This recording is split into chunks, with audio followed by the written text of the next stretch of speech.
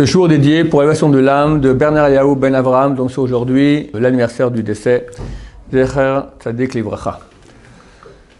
Nous sommes la veille de Shavuot, donc après-demain soir, le grand don de la Torah. J'aimerais expliquer un peu à quel point ce cadeau qu'Hachem nous a fait, il est extraordinaire. On est en guerre. Actuellement, il y a eu une guerre ici à Jérusalem aujourd'hui, il y en a eu une la semaine passée à Tel Aviv.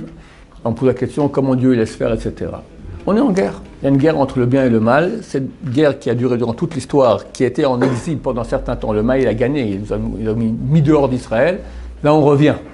On revient. Et évidemment, le mal s'oppose à ce qu'on reste en terre d'Israël. Donc, il envoie les Palestiniens, il envoie les Iraniens, il s'oppose aussi à ce qu'on soit des religieux. Parce que le seul mérite d'avoir la terre d'Israël, c'est la Torah. Si on n'est pas religieux, on n'a rien à faire ici.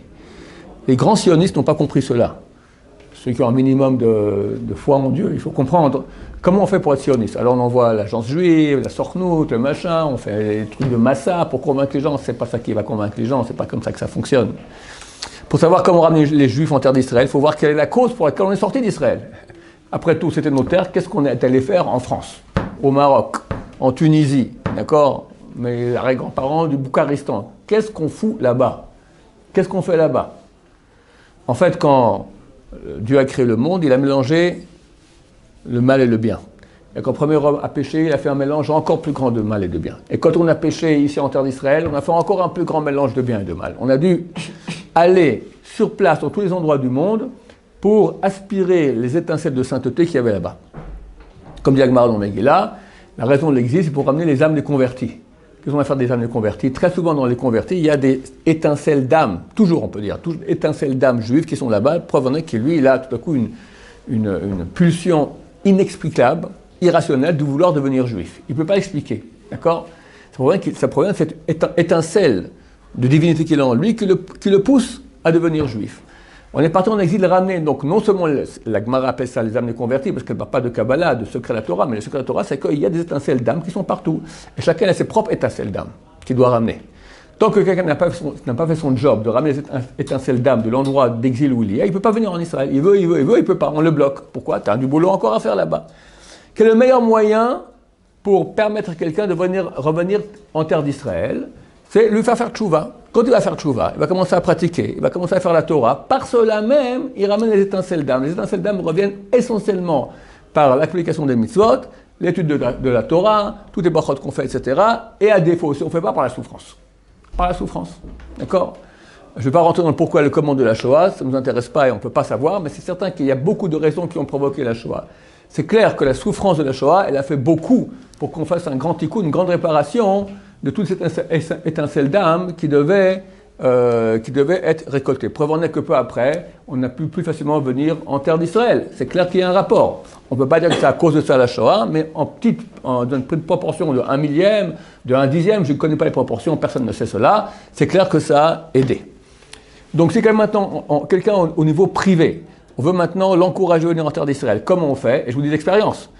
Moi, on avait un pouvoir, on faisait des séminaires, on parlait aux gens. Allez, viens en Israël. On aurait pu, c'est idiot, parce que si du ciel il bloque, qu'est-ce que tu vas faire toi? Fais autrement, dis-lui, deviens religieux. Commence à faire Shabbat, arrête de coucher avec les filles, commence à manger kasher, fais les brachot. Au bout d'un moment, ce type il fait tchouva, au bout de quelques années, il ne peut plus rester en France. Il dit, je ne peux pas, c'est impossible, impossible. Et il vient, du ciel, on l'oblige à quitter. On l'aura insupportable la vie en France, parce qu'effectivement, il a fini son job, tu as fini son job, allez, on rentre. Maintenant, en terre d'Israël, il y a aussi une grande bataille, elle n'est pas terminée. Il y avait un Admor, un grand rabbin de la Chassidut, qui a décidé, allez, moi je quitte ma Pologne, je vais en Israël, et je ne veux plus voir les Sahara. Il fait un truc de Kabbalah, il amène les Sahara, lui dit, tiens, on fait un contrat maintenant, je ne veux plus jamais te voir. Sahara, il signe, c'est bon, tu quittes le pays, moi j'ai rien à faire là-bas, je suis en Pologne, je te signe, terminé. Bon, il prend le bateau, et il arrive à Haïfa, et là-bas, toute sa Chassidut vient, tous les Chassidim, tout ça, ils font un grand accueil, et dans la foule, il voit les Sahara qui les fait coucou. Alors il va vers lui, mais tu m'as signé que c'était fini. Non, là-bas, c'était mon agent, c'est la succursale. En Pologne, c'est la succursale. La maison mère, c'est ici en Israël. Le Sahara en Israël, il est beaucoup plus fort qu'à l'étranger, parce qu'on a le pays de la Kedusha. C'est écrit que Dieu a mis l'un en face de l'autre. Plus il y a quand le Ramban, Nachmanide, Il était déjà très très vieux, il a quitté l'Espagne pour venir en France, t'imagines le lapsus terrible, pour venir en terre d'Israël. Et peu après, il est décédé ici en terre d'Israël. Alors les gens de sa communauté lui ont dit, mais qu'est-ce qu'on va faire? Sans vous, on est fichu. Lui, il a fait les disputations, les disputations, c'est comme ça, il y avait un renégat, un juif qui s'est converti au christianisme, qui a accusé que la Torah c'était des bêtises. Et ils ont fait un procès chez le roi, d'accord, on appelle ça les disputations de Barcelone, ça vaut la peine de lire cela. Il a prouvé par A plus B que la chrétienté c'était des bêtises. Et le pauvre, à cause de cela, il a dû quitter la terre d'Espagne. Alors on a dit, mais comment on va faire maintenant son bon? Il lui a dit, ne vous en faites pas. Si je suis là, il y aura un grand ennemi d'Israël. Si je ne suis pas là, il n'y aura pas un grand ennemi. Dieu fait toujours en sorte qu'il y ait, en face de la sainteté, tu as la Touma. Une grande sainteté, une grande Touma. Regarde autour du kotel, du temple, tu as plein de Touma. Tu as des églises, tu as des mosquées, tu as toutes sortes de cochonneries qu'on peut mettre là-bas autour. D'accord? Chaque endroit qui est saint en Israël, tu as une cochonnerie qui est à côté. D'accord? D'après la Kabbalah, il y a l'embouchure du Jourdain, l'endroit où le Jourdain sort du lac de Tibériade. C'est un endroit extrêmement sain, paraît-il. C'est bien, un temps on allait, maintenant on ne peut plus aller là-bas, on trempait là-bas à Mikvé, exactement. Tu avais un pied dans le lac Tibériade, un pied dans le Jourdain, tu sentais comme ça la dépression. Tac, c'était super bien de faire ça, correspond à des trucs très très grands. Ben, là-bas, tu as des cochonneries inimaginables. C'est l'endroit où l'acrobate il a trempé, toutes sortes de choses. Pourquoi ils mettent ça? Parce qu'ils sentent, et la Kedusha, la Touma, les forces impures, elles ont besoin de vie. La vie, c'est la sainteté. Donc elles viennent comme ça gratter un peu tout ce qu'elles peuvent de sainteté de l'endroit qui est saint. Donc c'est normal que la terre d'Israël, qui est super sainte, le côté négatif, il s'accroche très fort. Mais on est en train de gagner. Grâce à quoi? Grâce à l'étude de Torah. C'est pour ça que les grands de Torah ont poussé au maximum les yeshivot, les kolélim, encore plus d'avrechim, encore plus de bachou yeshivot. C'est pour ça que la grande bataille, elle est où? On veut que les religieux aillent à l'armée. S'il y a d'armée, il n'y a plus de yeshivot. Terminé. À 18 ans, on ferme les yeshivot, tu vas à l'armée. Et à l'armée, va c'est religieux. D'accord? C'est très très dur. Très très dur. Même dans le Nahal Haredi, donc la partie de l'armée qui est religieuse, c'est extrêmement dur. D'abord, beaucoup là-bas de Mechal Shabbat, ils te le diront très, très clairement. Ensuite, tu pars en mission le soir à 10h, tu reviens, un chat, il va nous raconter. Tu reviens à quelle heure de la mission? Ça dépend, même pendant Shabbat, on revient vers 22h. Non, tu pars à quelle heure? En nuit normale? Le Shabbat? Non, la nuit normale, tu pars en Mevsaït, en mission. Ah, tu vas faire une embûche. On part dans la nuit, vers 2h du matin, on revient à 5h du matin. Voilà, tu pars à 2h, tu reviens à 5h. À 5h, tu n'as pas beaucoup dormi cette nuit, n'est-ce pas? Qu'est-ce que tu vas faire? Tu vas aller maintenant faire tu vas attendre le jusqu'à 6h, tu vas aller prier. Qu'est-ce qu'ils font les gens? Ils vont dormir. Ils se réveillent quand? Bien après, terminé. Alors tu veux être bon juif là-bas, fini, ni shachit, ni tfili, ni machin. Tu peux pas, tu as dormi toute la nuit, tu as été comme ça en train d'attendre en embûche, après c'est extrêmement dur. Donc ils savent très bien que, et c'est pour ça que et aujourd'hui on voit à quel point on est proche du Mashiach, la bataille elle se précise, on m'a dit, encore aujourd'hui on m'a dit, la bataille elle est là aujourd'hui. Avant c'était la gauche, c'était Bibi, maintenant c'est terminé. Vu que les religieux, ne sais pas, Lieberman a dit qu'il voulait absolument que les religieux aillent à l'armée, les religieux ont dit non, donc c'est venu le grand débat. Et c'est vraiment le grand débat. Dans le ciel c'est le grand débat. Parce que tant qu'il y aura des yeshivot, Am Israël est invincible. Et ils le savent. Invincible. Invincible. La vraie bataille, elle est là. Plus de Torah, et nous on doit penser, on a vu ça là dans les Messiah Tijarim, on a étudié ça encore aujourd'hui, chacun doit penser qu'il étudie maintenant pour le bien d'Israël entier. Grâce à cela, il élargit les frontières de la sainteté, et donc le mal va se réduire, et il n'y aura plus ni Gepraï, ni rien du tout. Tous ils feront le choix Bezrat Hashem. Ça dépend de nous.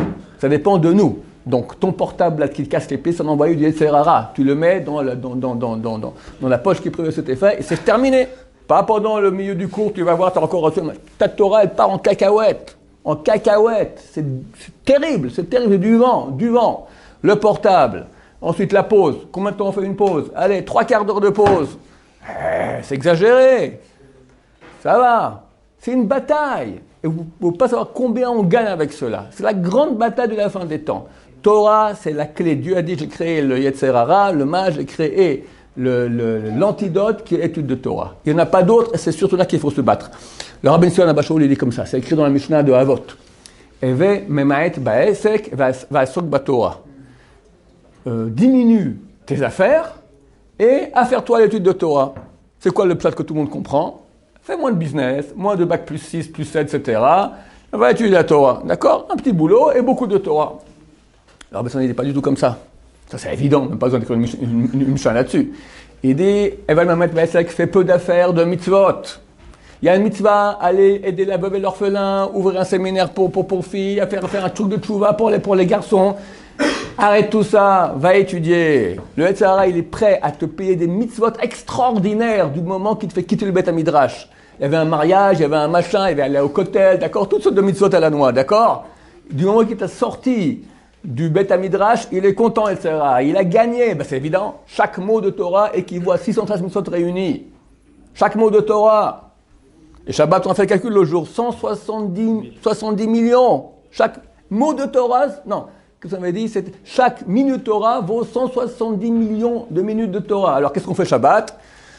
On mange un bon repas, après on va faire dodo, après on prie, après on va faire un bon repas, après on va faire un dodo, après si on a du courage, on étudie comme ça une petite demi-heure, après on fait un bon repas, et terminé une demi-heure de Torah, pauvre type. Prière, c'est Non, prière c'est prière, jamais de la vie. Prière c'est prière, Torah c'est Torah.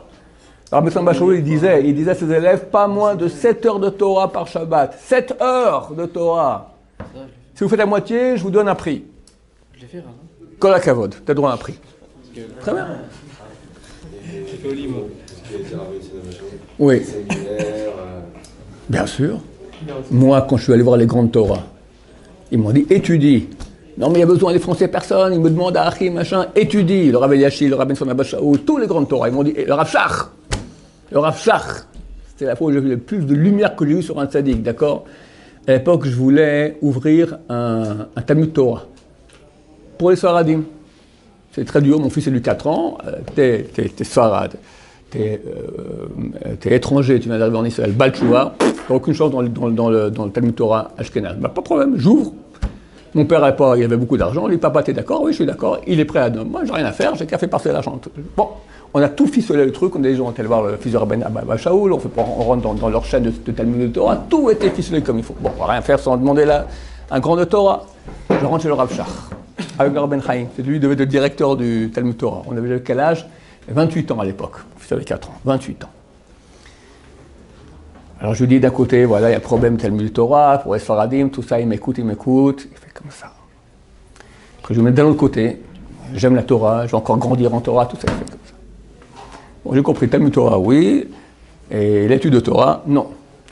Il me dit, Asalat Rabim, je n'ai même pas compris ce qu'il me disait, il a dit avec l'accent yiddish. Tu veux faire Asalat Rabim, tu veux sauver beaucoup de gens, étudie, tu pourras sauver beaucoup plus. Et tu veux sauver du monde? Très bien, pas maintenant. Étudie, maintenant tu sors, tu vas sauver comme ça. Étudie encore, tu pourras sauver comme ça. Je vous dis sur moi-même, si je restais dans le monde de l'étude encore 10 ans de plus, j'aurais fait 10 fois plus. C'est évident. Évident.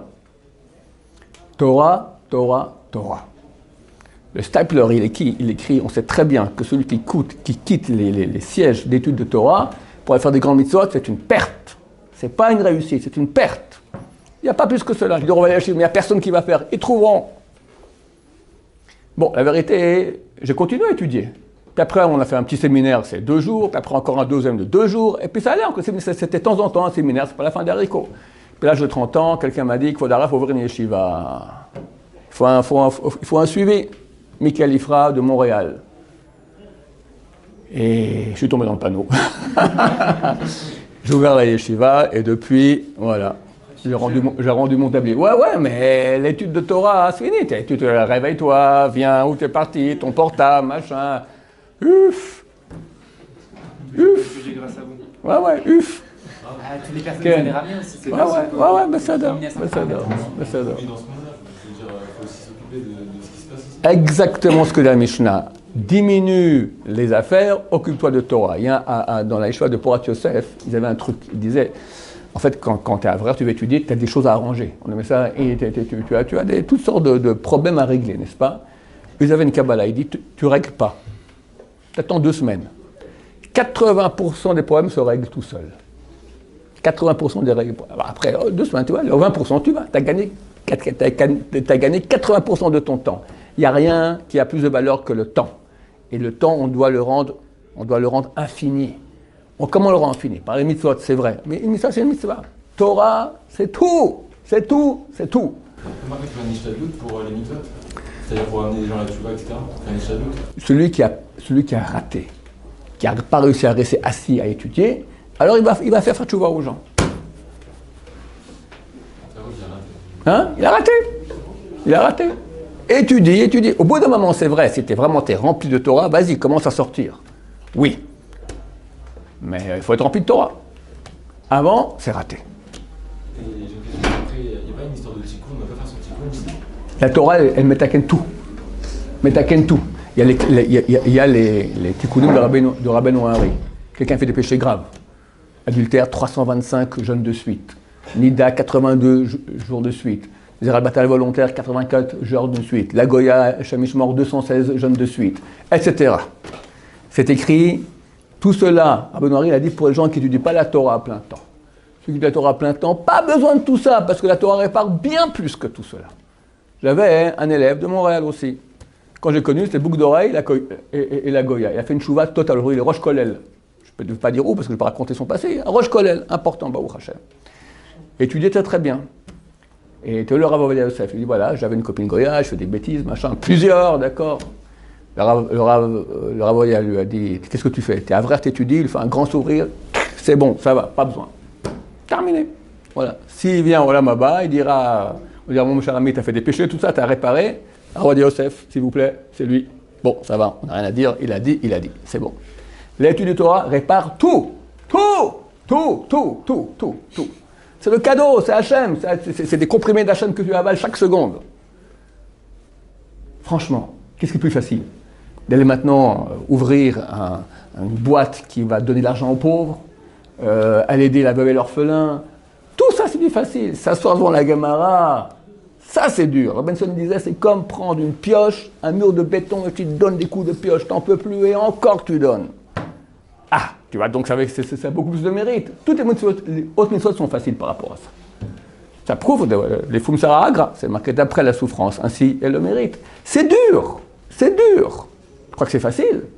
T'as pas envie, t'as fait, tu refais. Je connais le neveu du Rav Ben Shaul. Il m'a raconté, il étudiait Chavot avec le Rav Ben Shaul. Lui était de Ponovitch, il m'a dit. C'était terrible. On finit la page, d'accord, on refait. Après, on dit le Roche, on refait toute la page d'après le Roche. Après, on fait le Rif, toute la page d'après le Rif. Après, d'après le Rambam. Mais après, c'est super fatigant, c'est crevant, c'est pas facile. C'est ça qui fait que tu deviens Kadosh. Baba Salé. Comment il est devenu Baba Salé, tu crois? Parce qu'il faisait des jeûnes. Beaucoup de gens font des jeûnes. Parce qu'ils priaient bien. Ils se cachaient. Mais Torah. Une fois, ils sont allés espionner, comme ça, ils ont vu dans sa chambre des tas de bouquins comme ça. Lui, il se cachait. Dès qu'en public, il faisait comme ça, Rock l'Israël du genre, c'était un nul, d'accord? Une fois, je vais raconter ça, une fois, il y avait le Rosh Yeshiva de la Yeshiva à côté de chez lui, c'est Rav Yisachar Meir, Zatzal, Shatan Negev. Et en discussion, c'est le sud du pays, c'est où sont les frontières d'Israël, d'après la halakha, pas les frontières politiques, les frontières pour savoir où on fait la 7e année, le Maasrot, tout ce qui concerne la terre d'Israël, il faut savoir où est la frontière. Il se met à discuter, tac, et le rabbin lui donne des possèques, et lui il répond, tac, une vraie discussion au tel de Chachamim. Puis ses élèves sont complètement baba de voir comme ça, Baba Salé qui déverse comme ça une connaissance du chasse partout. Tout Baba Salé, il s'est rendu compte qu'ils étaient là, il s'est tué, il n'a rien dit. Il se cachait. C'était énorme en Torah. Et son fils, le Rabbi Samba Shaul m'a dit, il connaissait toute la Torah. J'ai jamais vu quelqu'un qui connaît, Baba Meir, devait être Mashiach, et Baba Salé a témoigné qu'il était plus grand que lui. Elle était où sa grandeur? Torah. Qu'est-ce que je dois pour répéter encore une fois? Torah. Oui.